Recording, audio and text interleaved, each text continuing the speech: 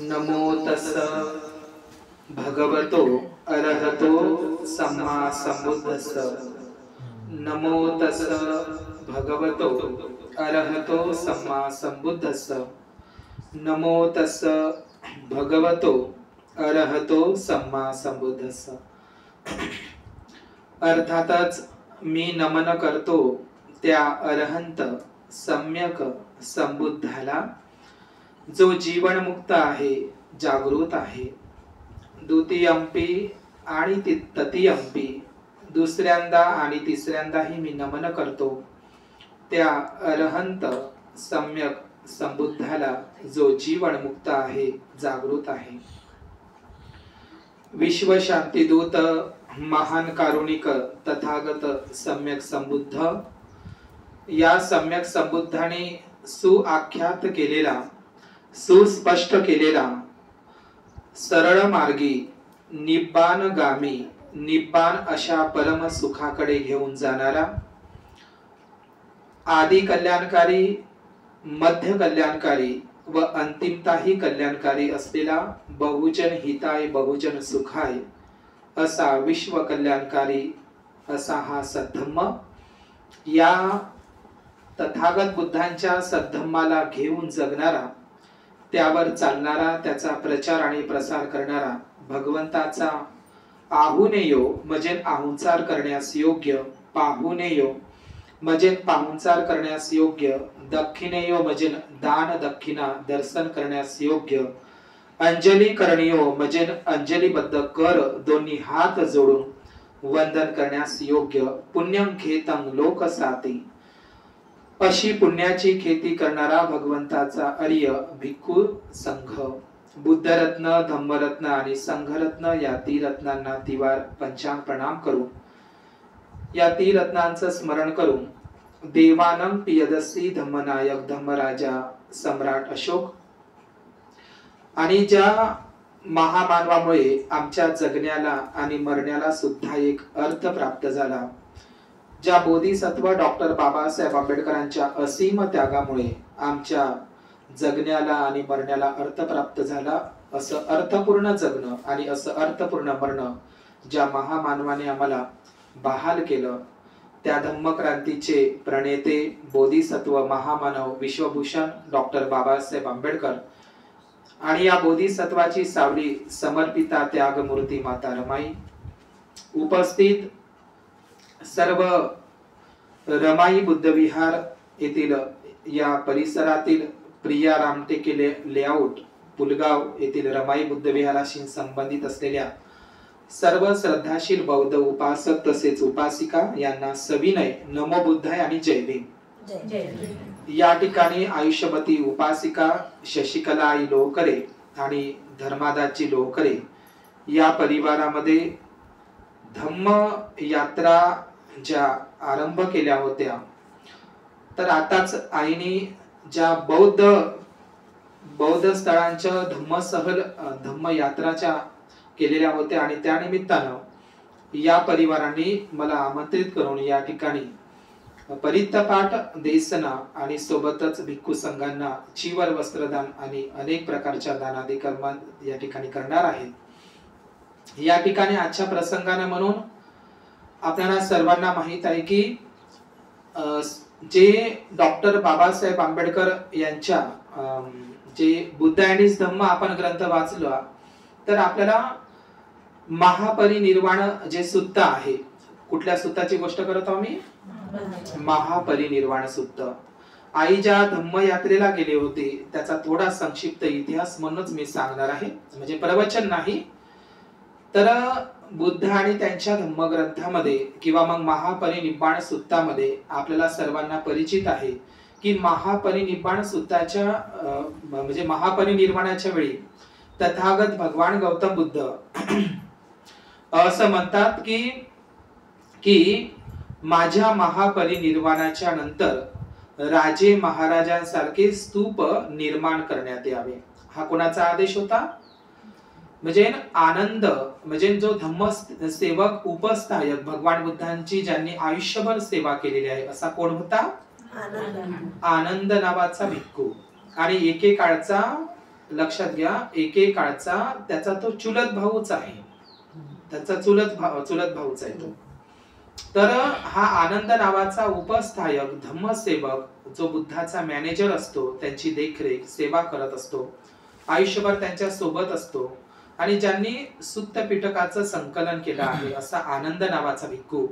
तर हा आनंद खास करून आनंदाना आणि उपस्थित असलेल्या भिक्खूंना बुद्ध असं उद्देशून बोलतात की भिक्खूंनो, हे आनंदा, माझ्या महापरिनिर्वाणानंतर ज्याप्रमाणे राजे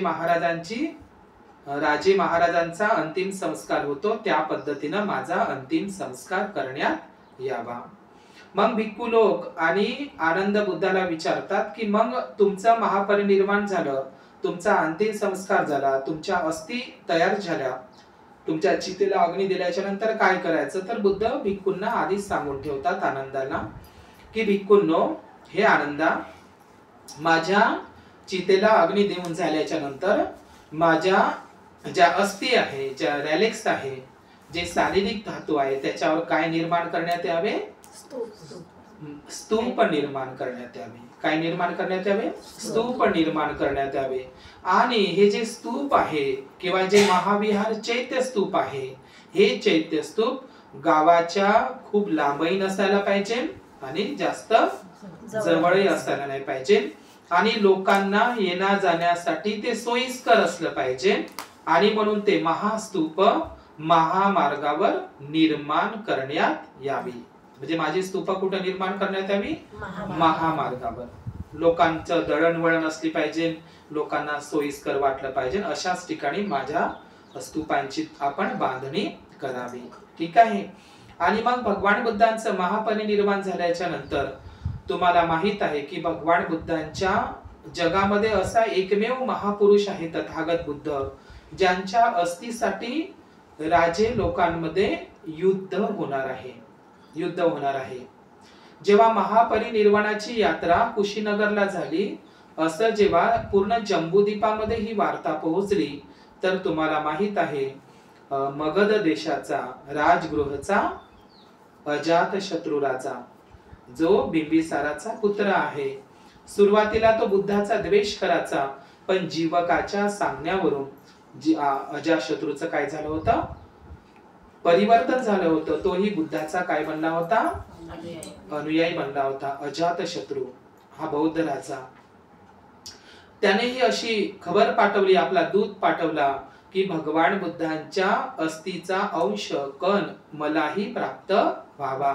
मीही माझ्या मगध देशामध्ये राजगृह प्रांतामध्ये बुद्धांच्या शारीरिक धातूवर एक स्तूप बांधणार आहोत.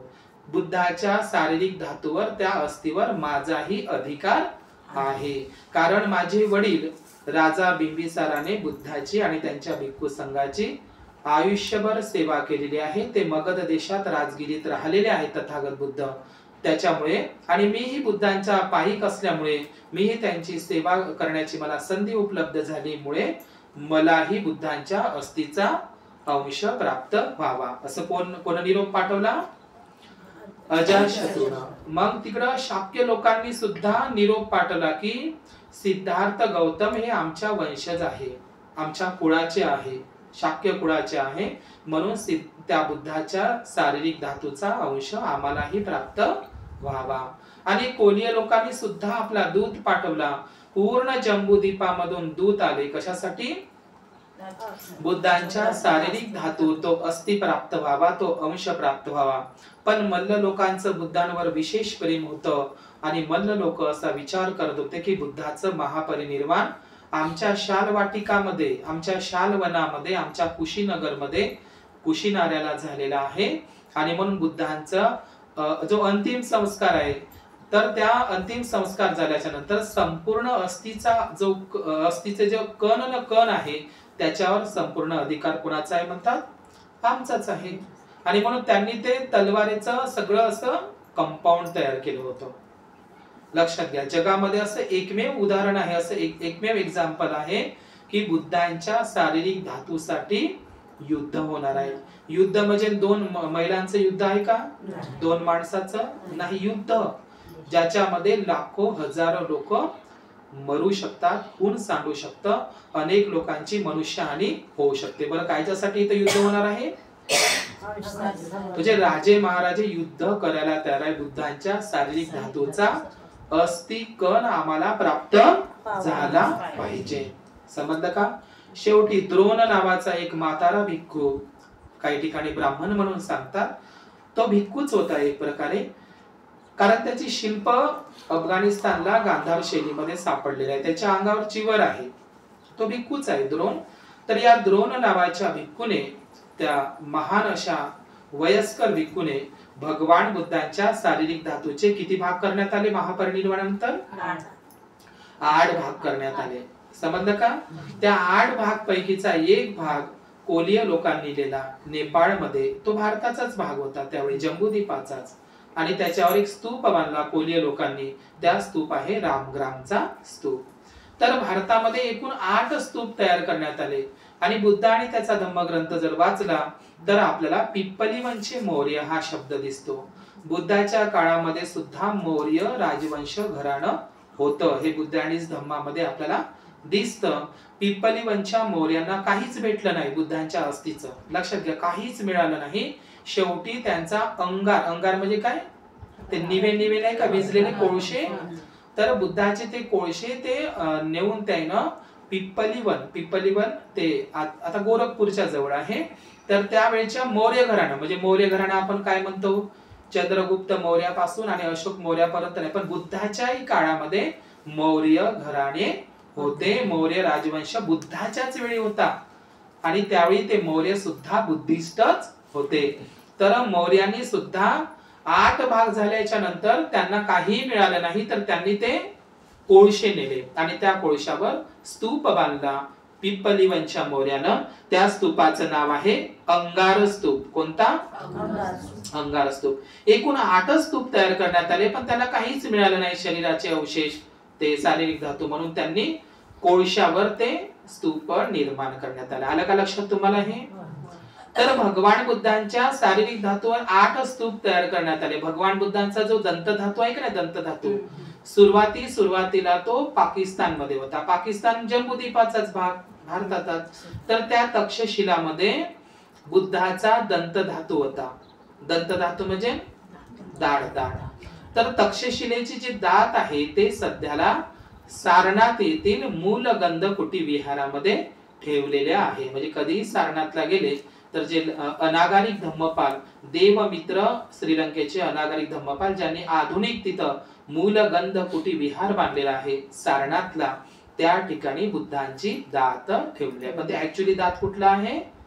तक्षशिलाच्या स्तूपामधला. आलं लक्षात तुम्हाला? भगवान बुद्धांचा दुसरा दंत धातू होता आपल्या तेलंगणामध्ये भट्टीप्रोलू नावाचं गाव आहे. कोणतं? भट्टीप्रोलू नावाचं गाव आहे, विजयवाड्यापासून काही अंतरावर.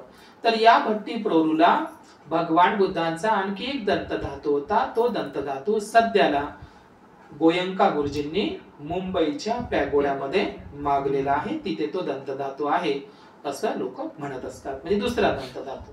आणि तिसरा दंत धातू आपल्याला जे आजचं जे जगन्नाथपुरी, जे ओडिसामध्ये आहे का नाही, जगन्नाथपुरी, काही लोक त्याला पुरी म्हणतात आणि ते जगन्नाथपुरी म्हणतात. तर या जगन्नाथपुरी मध्ये हेममाला नावाची बौद्ध राणी, त्यावेळीची हेममाला नावाची बौद्ध राणी आणि एक दंत कुमार नावाचा राजा. समजलं? एक दंत कुमार नावाचा बौद्ध राजा आणि हेममाला नावाची बौद्ध राणी यांनी तो दात, जे आधुनिक जगन्नाथपुरी म्हणतात, ते प्राचीन काळातलं बौद्ध महाविहार आहे, महाबोधी विहाराप्रमाणे. समजलं का? म्हणजे स्वतः स्वामी विवेकानंद सुद्धा त्यांच्या पुस्तकामध्ये लिहितात की जगन्नाथपुरी हे प्राचीन काळातलं महाविहार होय. समजलं? तर या जगन्नाथपुरीमध्ये भगवान बुद्धांचा एक धातू होता, एक दंत धातू होता. समजलं का? तर एक दंत धातू म्हणजे एकच दाढ, भगवान बुद्धांचा एक दंत. आणि तुम्हाला एक दंत, तुम्हाला माहित आहे एक दंत दयावंत कोणाला म्हणते, है ना? तर हा एक दंत, तर त्या एक दंताची, त्या भगवान बुद्धांच्या दंत धातूची रथयात्रा निघत होती दरवर्षी कुठं? जगन्नाथपुरीला. म्हणजे त्या एक दंत धातूला त्या रथामध्ये ठेवत होते, त्याची शोभायात्रा रथयात्रा काढत होते आणि लोक त्या रथाला ओढण्यासाठी अशी त्यांची चढाओढ लागायची, कारण ते पुण्य मानायचे. आता तुम्हाला माहित आहे जगन्नाथपुरीला रथयात्रा निघते, पण बुद्धाच्या दाढीची नाही, त्या दंत धातूची नाही, तर ते तुम्हाला माहित आहे ना कोण आहे तो? बलराम सुभद्रा असं काहीतरी आहे ते. समजलं का? ते जे कार्टून आहे का ना ते साचीच्या स्तूपावरचे, त्याचा इतिहास आहे. तर हे जगन्नाथपुरी मधला जो दंतधातू होता आणि त्यावेळी प्रतिक्रांतीच्या नंतर तो दंतधातू श्रीलंकेला नेण्यात आलेला. म्हणजे जगन्नाथपुरीच्या मंदिरामध्ये प्राचीन ते बुद्ध विहारच आहे, तिथला जो दंतधातू आता श्रीलंकेच्या कॅन्डी बुद्ध विहारामध्ये हलविण्यात आलेला आहे. बुद्धांचे केस धातू हे आजही श्वेडेगान पॅगोडामध्ये ब्रह्मदेशामध्ये म्यानमारमध्ये ठेवलेले आहे. भगवान बुद्धांचे आणखी केस धातू बांगलादेश मधील रंगामाटी बुद्ध विहारामध्ये ठेवलेले आहेत. आता अशा अनेक प्रकारचे शारीरिक धातू भगवान बुद्धांचे होते. आता आपण गेल्याच वर्षी बडोद्याला गेलेलो आहोत, ठीक ना? तर बडोद्याला शामलाजी आणि तारंगा असं जे जिल्हे आहे तिथे देवनी मोरी नावाचा एक ठिकाण लागलाय. त्या देवनी मोरीच्या स्तूपामध्ये भगवान बुद्धांच्या शारीरिक धातू सापडलेल्या होत्या. त्या देवनी मोरीच्या शारीरिक धातू बडोद्याचे सयाजीराव गायकवाड यांनी आपल्या बडोद्याच्या संग्रहालयामध्ये सयाजीराव युनिव्हर्सिटीमध्ये आणून ठेवलेले आहे. म्हणजे भगवान बुद्धांच्या आणखी अस्थि कुठे आहे? बडोद्याला, संकल्प भूमीला, आहे की नाही? आपण गेल्या वर्षी गेलो पण आपल्याला ते पाहता आलं नाही, आम्ही ते बघितलं आम्ही आधी गेल्यामुळे. तर अशा प्रकारे भगवान बुद्धांच्या म्हणजे महापरिनिर्वाणानंतर किती स्तूप तयार करण्यात आले? 8 स्तूप तयार करण्यात आले. आलं का लक्षात तुम्हाला? किती? 8 स्तूप. तर स्तूपांचे माऊल्यांनो 4 प्रकार असते. स्तूप कोणते असतात? म्हणजे बुद्ध पुरुष, अरहंत व्यक्ती आणि राजे महाराजे यांच्या जे शारीरिक धातूवर जे निर्माण केले जातात त्यांना चैत्य स्तूप म्हणतात. जसं आपण बाबासाहेबांचं जिथं निर्माण झालं तर त्याला आपण काय म्हणतो? पहिला चैत्यभूमी, चेतीय पूजा आपण म्हणतो ना. चेतीय पूजा म्हणजे काय? शारीरिक धातूंची पूजा. समजलं तुम्हाला? तर ही भगवान बुद्धांच्या ज्या शारीरिक धातू आहे, बुद्धांचे जे शारीरिक अवशेष आहे त्याच्यावर जे स्तूप बांधतात त्यांना महाचैत्य स्तूप म्हणतात. काय म्हणतात? महाचैत्य स्तूप. लक्षात आहे? हा चैत्याचा स्तूपाचा पहिला प्रकार. दुसरा स्तूपाचा प्रकार सांगितलेला आहे पारिभौगिक स्तूपा. पारिभौगिक स्तूपा म्हणजे काय? बुद्धाने वापरलेले भिक्षापात्र, बुद्धाने वापरलेली संघाटी, बुद्धाने वापरलेलं चिवर, अंतर्वास, बुद्धाने ज्या ज्या वस्तू वापरल्या त्याच्यावर बांधणारा जे स्तूप आहे त्याला पारिभौगिक स्तूप असं म्हणतात. कितवा प्रकार झाला हा स्तूपाचा? दुसरा. तिसरा प्रकार कोणता स्तूपाचा? तर उद्देशिका स्तूप. उद्देशिका स्तूप म्हणजे जे सम्राट अशोकाने बांधले. भगवान बुद्धांनी इथं वर्षावास केला, भगवान बुद्धाचा इथं जन्म झाला, भगवान बुद्धाचं इथं निर्माण झालं, असा उद्देश डोळ्यासमोर ठेवून त्याचं स्मरणार्थ म्हणून जिथं स्तूप उभारण्यात आले त्याला उद्देशिका स्तूप असं म्हटल्या जाते.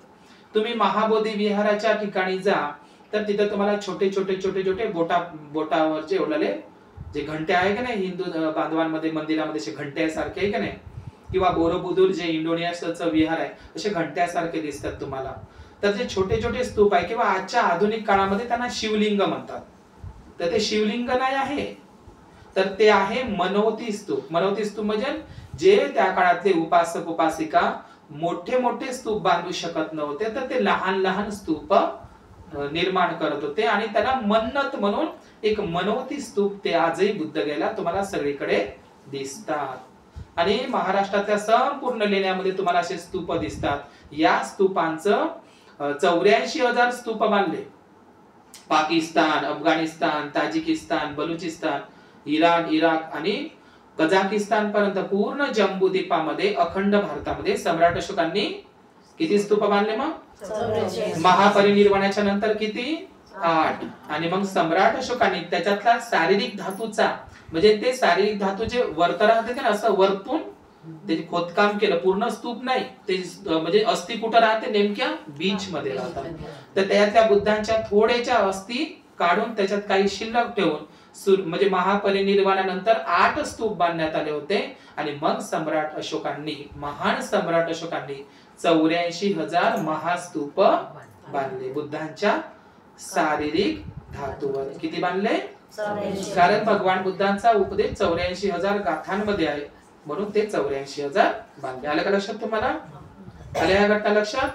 म्हणजे आपण मग सांचीचा जो स्तूप पाहतो का नाही, सांचीचा स्तूप हा 200च्या नोटीवर आपल्याला दिसतो. आलं लक्षात तुम्हाला?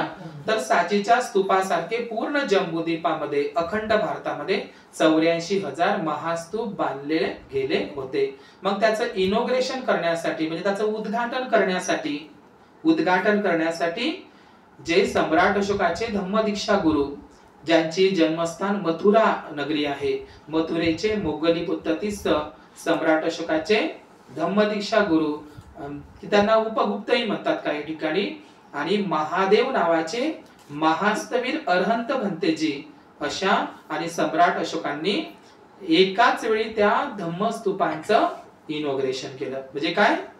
उद्घाटन केलं. आता उद्घाटन केलं म्हणजे त्या काळामध्ये स्तूप बांधून झाल्याच्या नंतर त्या स्तूपांच्या भोवताल तिलोक दीप म्हणजे तेलाचे दिवे लावण्यात आले. भोवताल दिव्यांच्या आणि वरतही दिवे आणि स्तूपांच्या भोवताल फुलांच्या रांगोळी है ना असे रंगवण्यात आले आणि मस्त स्तूपांच्या. तर तुम्ही कल्पना करा, आजही हिंदू समाजामध्ये स्तूपची रचना करतात. गायीच्या गोबरची स्तूपाचा आकार आहे का नाही तो, आणि त्याच्या भोवताल फुलाच्या रांगोळी काढतात, फुलही टोचतात, दिवे लावतात. हे स्तूपांचाच एक प्रकार आहे किंवा त्याला छठ पूजा असं बिहारमध्ये म्हणतात. छठ पूजा नसून ते मनोती स्तूप. आजचे जे शिवलिंग आता जे महाशिवरात्री झालं हे शिवलिंग अजिबात नव्हे, त्या काय आहे? बुद्धांचे मनोती स्तूप. तुम्हाला वाटते की आम्ही बुद्ध विहारात गेलो, कोणत्याही मंदिरात गेलं तर आम्हाला बुद्धाची मूर्ती दिसली तर बरं तेच बुद्ध विहार, आणि ते दिसलं तुम्हाला शिवलिंग तर तुम्ही काय म्हणता त्याला शिवलिंग. शिवलिंग नव्हे, त्याला काय म्हणते? मनोती स्तूप.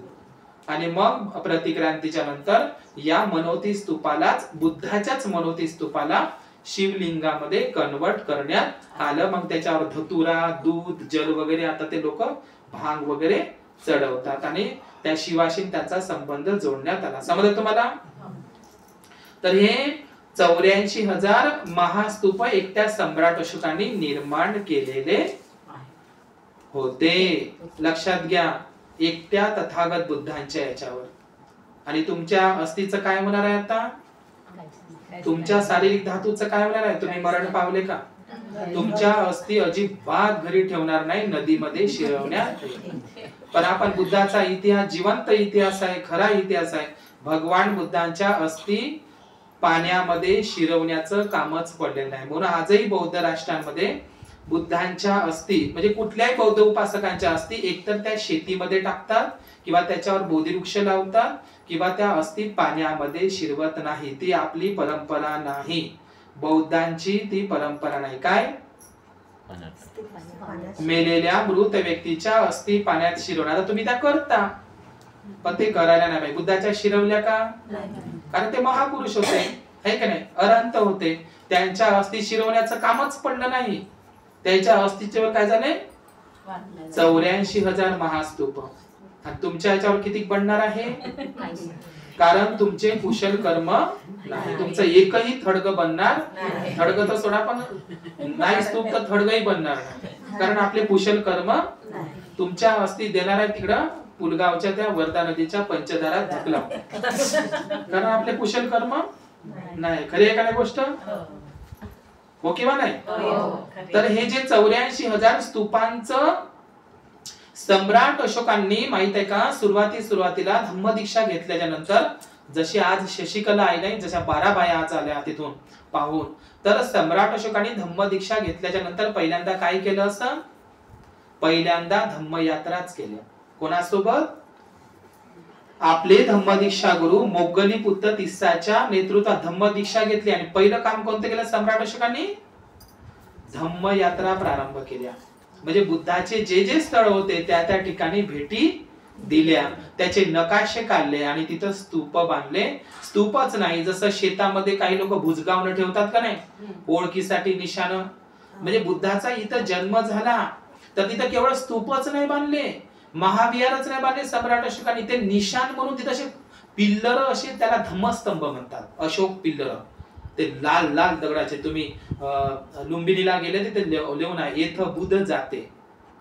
आता ते स्तंभ जर तिथं नसता आणि अशोकाने ते नाव लिहून ठेवलं नसतं, तुम्हाला सांगता आलं असतं का बुद्धगया लुंबिनी कुठं आहे म्हणून? सांगता आलं असतं?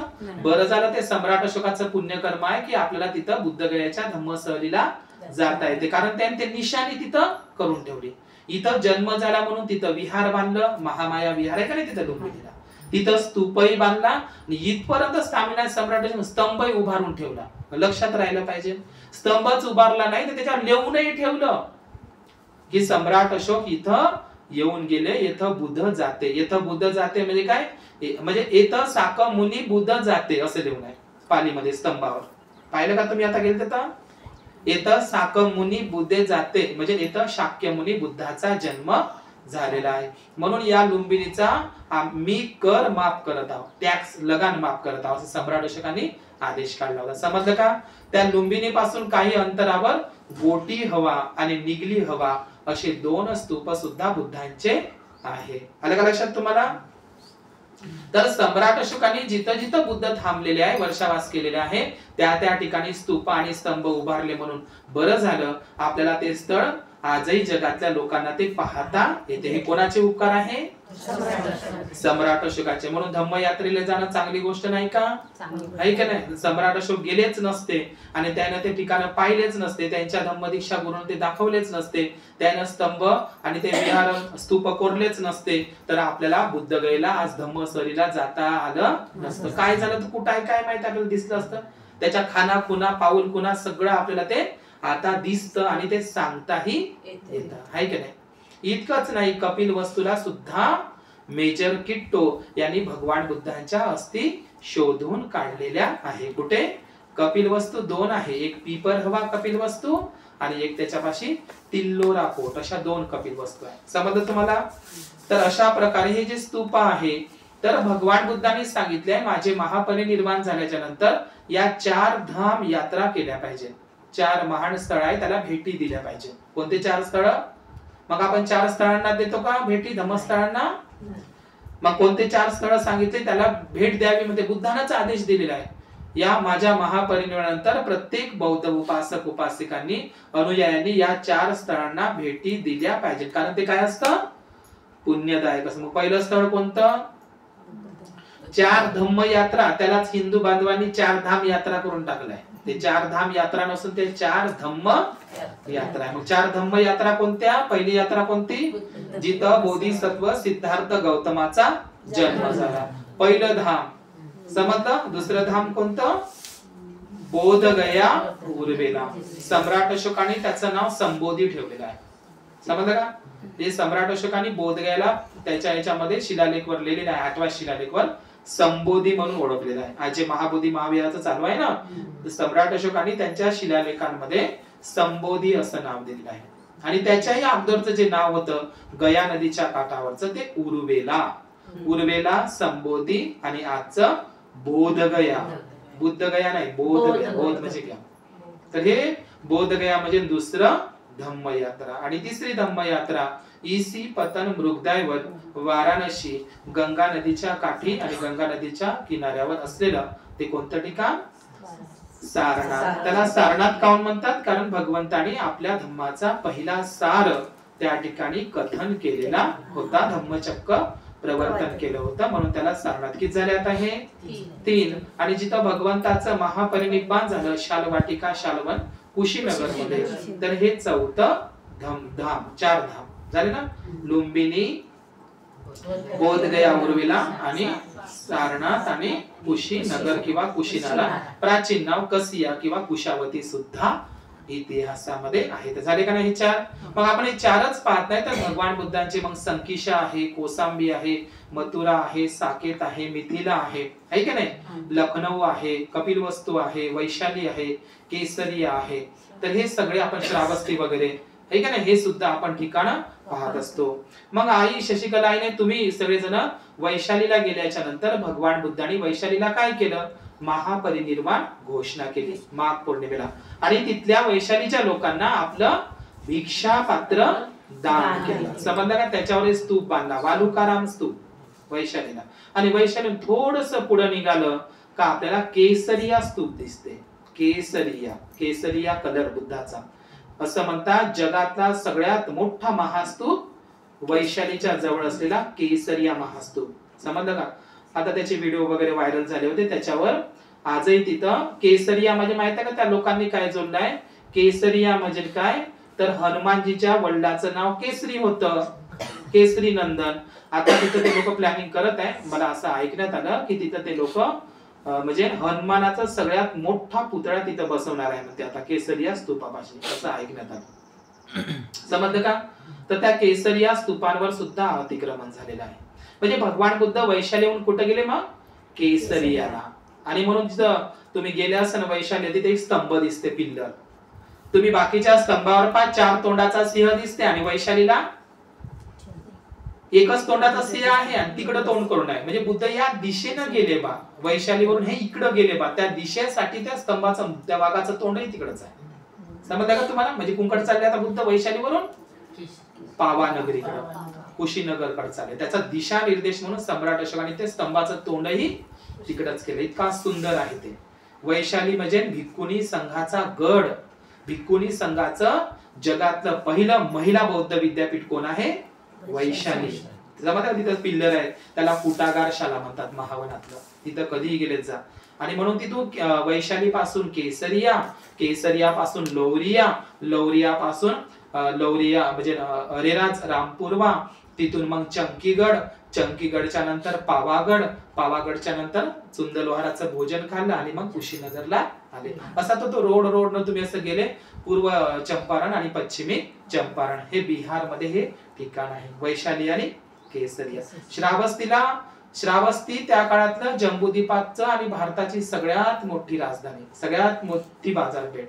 आणि भगवान बुद्धांनी 24 वर्षापास एकट्या श्रावस्तीमध्ये केलेले आहे. 24 वर्षापास एकच. तिथेच जेतवनारामामध्ये सुदत्त अनाथ पिंडकानं काय बांधून दिला? सोन्याच्या काशार्पण मोहरा हातरून मस्त एक जेतवनाराम बुद्ध विहार बांधून दिलं. 9 करोडचं बुद्ध विहार विशाखा मातेनं उर्वाराम नावाचं तिथंच बांधून दिलं. कुठं? श्रावस्तीलाच प्रसेनजित आणि मल्लिका अनेक उपासक उपासिका भगवान बुद्धाला, अंगुलिमाल, किस्सा, गौतमी, सुप्रिया सगळे उपासक उपासिका भगवंताला कुठे मिळाले? श्रावस्तीला. म्हणून श्रावस्ती हे प्राचीन नगर. ठीक आहे ना? आता आई धम्मसरीला गेले म्हणून मी थोडं सांगत आहो. आणि नंतर मग एक तिसरं ठिकाण आहे जे कुशीनगर आहे. तिथं माथा कुवर नावाचं मंदिर आहे. आणि कुशीनगरची जी मूर्ती आहे का कुशीनगरची, ही कुशीनगरची मूर्ती भिन्न जे असा ते मूर्ती आता झोपलेली दिसते तुम्हाला. ही जी मूर्ती आहे ही मथुरेची मूर्ती आहे. कोणाची मूर्ती आहे? मथुरा. आणि मथुरा काळामधली, गुप्त काळामधली ती मूर्ती आहे. आणि लाल दगडामध्ये झोपलेली मूर्ती आहे.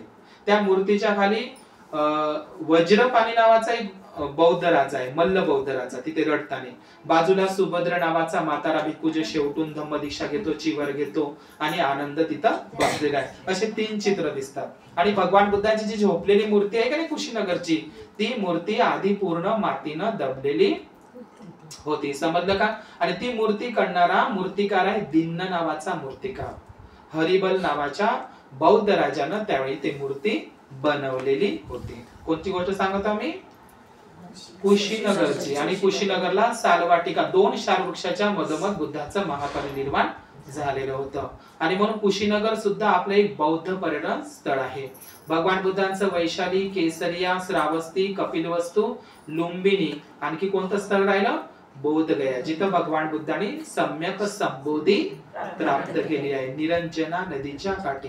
त्याच्यावर थोडस पुढे गेलं, निरंजना किंवा फल्गु नदीच्या पलीकडं, तिथं डुंगेसरी आहे, जिथं भगवंतांनी 6 वर्ष खडतर तपश्चर्या केली. तपस्वी म्हणून 6 वर्ष तपश्चर्या करून त्यांना काहीही प्राप्त झालं नाही. तपश्चर्याचा मार्ग त्यागला आणि जिवंत राहण्यासाठी सुजाताची खीर खाल्ली. आणि म्हणून सुजाताचं गाव आहे तिथे डुंगेसरीच्या पायथ्याशी, बकरोर सेनानी. समजलं का? आणि सुजाता ही तिच्या घरी भरपूर गायी होत्या. ती यादव वंशाची होती. समजलं ना? कोण? सुजाता. तिचा सुजाता गड आहे, तिचा स्तूपही आहे आणि ते गाव आहे बोधगयाच्या पलीकडे. मग आपण इकडे सारनाथला आला तर सारनाथचा विषय सगळ्यांनाच माहित आहे. सारनाथला मूलगंध कुटी विहार आहे, धम्मराजिका स्तूप आहे, धम्मेक स्तूप आहे आणि सगळ्यात महत्वाचा आहे सारनाथला गुप्त काळातील सापडलेली धम्मचक्र प्रवर्तन मुद्रा. तशी जगामध्ये कुठेच नाही. बुद्धाची सगळ्यात सुंदर मूर्ती गुप्त काळातली धम्मचक्र प्रवर्तन मुद्रा, जिथं अकबरचा जो नातू आहे हुमायून तिथं लपून बसला होता, त्याचंही तिथं स्थळ बांधलेलं आहे. धम्मेक स्तूपा, धम्मराजिका स्तूपा, चौकंडी स्तूपा. आणि जी गहडवाल वंशाची राणी आहे, गद्दार जयचंद म्हणतात, गद्दार जयचंद नाही तो बौद्ध सम्राट जयचंद होता, त्याची जी दादी आहे कुमार देवी, समजलं का? महाराणी कुमार देवी, तिचं माहेर बोधगयाचं आहे, तिला वाराणसीला दिलं होतं. तिनं 9 मजल्याचं बुद्ध विहार सारनाथला बांधलं होतं. त्या बुद्ध विहाराचं नाव ठेवलं होतं धम्मचक्र जीन बुद्ध विहार. 13व्या-12व्या शतकामध्ये ते बुद्धाचे तिथं आजही पडलेले आहे.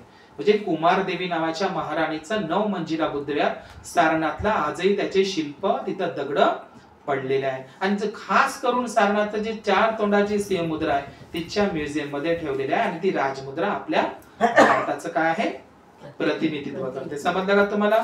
आणि मूलगंध कुटी विहार जे सारनाथला आहे, श्रावस्तीला आहे आणि संकिशाला आहे. असं का? मूलगंध कुटी विहार कशाला म्हणतात? जो मूळ पुरुष आहे. मूळ पुरुष कोण? म्हणजे एखाद्या, आता श्रावस्ती ठिकाण लय मोठा आहे, मग तिथं हजारो भिक्खू राहत होते का बुद्धाच्या सोबत. मग बुद्ध कुठं आहे हे नेमकं समजलं पाहिजे ना. म्हणजे इथं हजारो भिक्खू राहतात, पण बुद्धाचं नेमकी कुटी कोणती, नेमकं स्थान कोणतं, म्हणून त्याचं नाव राहायचं मूलगंध कुटी. म्हणजे या श्रावस्तीमध्ये मूळ पुरुष जो बुद्ध पुरुष, त्या मूलगंध कुटी म्हणजे तिथं असं श्रावस्तीला असं मूलगंध आणि सारनाथला हे मूलगंध कुटी विहार होतं. तर तिथं बुद्धांच्या धीमा धीमा सुगंध त्या कुटीमधून चालत होता. आलं का लक्षात तुम्हाला? तर हे मूलगंध कुटी विहार आजही तिथे सारनाथला आहे. आपल्या जीवनामध्ये आपण ज्या ठिकाणी पैसा खर्च करायचा त्या ठिकाणी खर्च केला पाहिजे. आपल्या जीवनामध्ये धम्मयात्रा केल्या पाहिजे. लक्षात आलं का? म्हणून सम्राट अशोकाने सुरुवातीला धम्म दीक्षा घेतल्यानंतर कोणतं काम केलं? धम्मयात्रा केल्या. तिथं स्तूप आणि स्तंभ उभारले, महाविहार बांधले आणि म्हणूनच तर सोपं गेलं. म्हणून मग भारतामध्ये चीनी प्रवासी आले, फाययान आला पहिल्यांदा, युआन शांग आला, ईद सिंग आला, हायचो आला, 56 असे विदेशी बौद्ध स्कॉलर आले आणि त्यांनी सुद्धा मग सम्राट अशोकाचं ते पाहू त्यानं ते पुस्तकामध्ये लिहून ठेवलं ह्या चीनी प्रवाशांनी. लक्षात घ्या, समजलं का? त्यानं सम्राट अशोक ते पाहू आणि मग त्याचेच पुस्तक फाययान, युआन शांग, ईद सिंग आणि हायचो याचे पुस्तक जमा केले भारतामध्ये. मग इंग्रज आले, अलेक्झांडर कनिंगम, जेम्स प्रिन्सेप, है का नाही, ह्या लोकांनी मग त्याचे पुस्तक घेतले. त्यांनी लिहून ठेवलं होतं इथं लुंबिनी आहे, इथं त्या अंतरावर सारनाथ आहे आणि मग याच्यानुसार आपल्याला ते माहित आता पडते A to Z. समजलं का?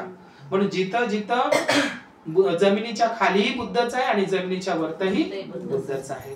कुठेही रामाची, कृष्णाची, हनुमानाची भारतात सोडा कुठेच मूर्त्या लागलेल्या नाही. कारण ही भूमीच कोणती आहे? बुद्ध भूमी आहे, नाग भूमी आहे, नागवंशी लोकांची भूमी आहे, जिथं तिथं बुद्धांच्याच मूर्त्या लागत असतात. लक्षात घ्या. आणि म्हणून बुद्ध हाच जे बुद्धाचे स्थळ असंख्य आहे. तुमचं आयुष्य कमी पडेल एवढे स्थळ आहे, है का नाही? महाराष्ट्रामध्ये 2000 बुद्धांच्या लेण्या आहे आणि स्तूपही आहे. तर या धम्मस्थळीला अजिंठा, वेरूळ, कार्ले, भाजे आणि महाराष्ट्रामध्येच एवढ्या बुद्ध लेण्या आहे का तुमचं आयुष्य कमी पडेल, है का नाही? एवढ्या बुद्ध लेण्या महाराष्ट्रातच आहे. आपल्या त्या महाराष्ट्रातल्या बुद्ध लेण्यांना आपण भेटी दिल्या पाहिजे. धम्मस्थळीला आपण गेलं पाहिजे. आणि नुसतं जाऊन काही फायदा नाही. तिथलं गायडन्स, मार्गदर्शन, तिथला इतिहास आपण जमा करून आलं पाहिजे. तो अभ्यासच आहे एक प्रकारचा. पाहणं म्हणजे असं पिकनिक सारखं नाही, मनोरंजन म्हणून नाही, है का नाही? काय त्यासाठी? तो इतिहास समजून घेण्यासाठी आपल्याला धम्मयात्रा, धम्मस्थळीला गेलं पाहिजे. अधिकचे पैसे लागले तरी चालते, पण चांगला गायडन्स, मार्गदर्शक आपल्या सोबत असावा, भिक्खू सोबत असावा, जेणेकरून तिथला इतिहास आपल्याला गोळा करता येईल. आपणही स्वतः धम्मस्थळीला गेलं पाहिजे आणि इतरांनाही प्रेरित केलं पाहिजे. एकच वेळ नाही तर वारंवार आपण जात गेलं पाहिजे, जेणेकरून आपला अभ्यास परिपूर्ण होत असते. एकच वेळा बुद्ध गयाला जायचं, हमेशा जायचं त्याचा अभ्यास करायचा, त्या शिल्पांचा, त्या लेण्यांचा, बुद्धांच्या त्या जागेवर जाणं. तुम्ही आजही बोधगयाला गेले त्या वज्रासन मध्ये महाबोधी मावे त्या पिंपळ वृक्षाखाली बोध किती सुंदर वाटतं आहे का नाही. तर ते स्थळ आता महाबोधी महाविहार आपली वाट पाहत आहे की नाही. तर या ठिकाणी आज आईच्या ज्या धम्मयात्रा धम्मसहली आईने आरंभ केल्या होत्या, तिने आपल्या जीवनातला अमूल्य वेळ त्याच्यासाठी दिलेला आहे. आपल्या आयुष्यामध्ये कोणालाच वेळ नाही, पण चांगल्या कार्यासाठी आपण वेळ दिला पाहिजे, पैसा खर्च केला पाहिजे. तर या ठिकाणी या परिवारामध्ये मला बोलावलं, या ठिकाणी थांबतो. भवतु सब्ब मंगल, भवतु सब्ब मंगल, भवतु सब्ब. आपण शरणत्य घेऊया. मागे पाय करा, हात छोटा छत्तीस.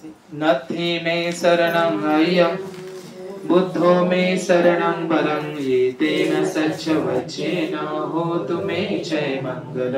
नथी मे शरणं अय्यम धम्मो मे शरणं वरं येतेन सच्च वचेन होतु मे जय मंगल. नथी मे शरणं अय्यम संघो मे शरणं वरं येतेन सच्च वचेन होतु मे जय मंगल. साधु साधु साधु बुद्धं नमामि, धम्मं नमामि, संघं. आज काळाराम मंदिर सत्याग्रह प्रवेश दिवस आहे.